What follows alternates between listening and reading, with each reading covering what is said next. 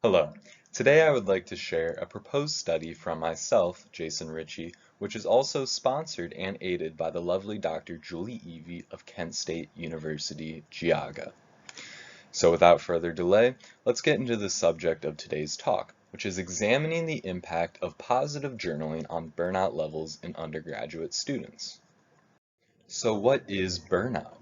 Well, for the purpose of this study, our conception of burnout stems from the most prominent analysis and measure of burnout, the MAUPRC Burnout Inventory, which was originally published in 1981 by MAUPRC and Jackson. This inventory specifically measures burnout as is defined by the World Health Organization. Essentially, burnout is a syndrome or a cluster of emotional, physical, and cognitive symptoms. These symptoms can be characterized by feelings of energy exhaustion, cynicism, or feelings of distance towards one's duties, and reduced professional efficacy. To give an example of an individual suffering from burnout, they may feel very tired and not particularly good about the type of work that they're doing in their job or at their school. So before I talk about the details of what our proposed study seeks to do, let's take a look at the burnout measurement system that we seek to use. Now, the measurement system that we're looking to use is the MAUPRC Burnout Inventory specifically designed for students. Now, this inventory is going to measure three factors. The first of these factors is exhaustion, the second is cynicism, and the third is professional efficacy. Now, in students, exhaustion measures feelings of being drained by their studies. Cynicism measures an indifference or an aloofness towards one's studies. And finally, professional efficacy measures an individual's satisfaction with their present and their past study accomplishments. This also assesses an individual's expectation of future effectiveness at their academic studies. Now, this measurement system has been validated among university students by Portuguese and MAUPRC in 2018. The final topic to discuss before we get into the details of what our proposed study is looking to do is why are we looking at journaling as an intervention? Well, since the MAUPRC Burnout Inventory was originally designed for people in occupational roles, soon after I discovered the MAUPRC Burnout Inventory, I viewed a study on nurses that involved a mindfulness program as an intervention on these nurses, many of whom were classified as emotionally burnt out by the MBI measure. Now, this study's use of a mindfulness program produced results of alleviation in many of these nurses with burnout, and this was done by Klaus et al. In 2018. Next, I looked into research on university students that involved the application of a mindfulness program. Now, Kramstov and Glasscock in 2010 found that university students who adopted a mindfulness program were described to have benefited in terms of their emotional well-being. So while emotional well-being may not be an exact antithesis to burnout, the idea of university students showing positive responses to burnout-related emotional states made me think that perhaps an amalgamation of the main ideas behind each of these studies would likely produce good results in reducing burnout in students. So let's get to the heart of all of this. What is it that our proposed study is looking to do? Well, our proposed study is looking to have our participants be freshman students in two Destination Kent State courses.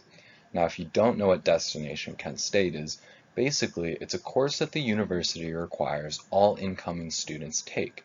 So this course makes it very easy for us to have a group or a cohort of entirely freshman students. Now, both of these classes are going to be taking the MAUPRC Burnout Inventory General Survey for students. And this inventory has about a 10 to 15 minute administration. And there's 16 statements on a 7-point scale in this inventory. So to give you an example of what one of these statements might be, a student could be asked something like, I feel satisfied with the quality of my studies. And they could answer, on the lowest end being never, or on the highest end they could answer always. So what happens after the classes take the Maslow Burnout Inventory? Well, only one of these classes is going to adopt the positive journaling intervention. The other class is not going to adopt any intervention. The class that does actually adopt an intervention is going to be prompted to reflect on university-related topics. To give you an example of what a prompt could be, students could be instructed to write about something fun or enjoyable that they can think of that happened in their classes or their studies. Now, this intervention is going to be done twice a week for one semester, and following the completion of the semester, the inventory is going to be administered again to both classes. Next, we're going to be comparing the first and last inventories to see if our hypothesized results are indicated in the data. So what exactly are our hypothesized results? Well, we predict that there will be a negative relationship between the mindfulness activity, that being journaling, and burnout. Specifically, we hypothesize that the correlation will be most influential in the exhaustion factor. Now, why do we think that the exhaustion factor is going to be targeted the most? Well, I believe this because in the nurse study referenced previously, the mindfulness intervention led their independent group to have a significantly lower exhaustion in the emotional area compared to their control group. So I predict that this will probably follow over towards university students who are also given a mindfulness intervention. Additionally, we predict that those who don't adopt a mindfulness program will probably not have much difference in their levels of burnout shown in the final burnout inventory test results compared to their initial assessment. So why care? What makes this proposed research study important? Well, I believe what I propose is offering an exceptionally good bargain. That is to say, the cost of adopting a journaling intervention compared to the hypothesized benefits appear to be quite good. More specifically, the journaling habit itself is notably easy to adopt.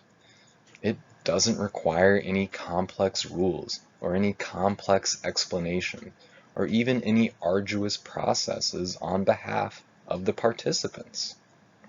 And as we have seen in related studies, mindfulness program interventions do have a notably positive impact on the emotional states of people in occupational settings who qualify for burnout.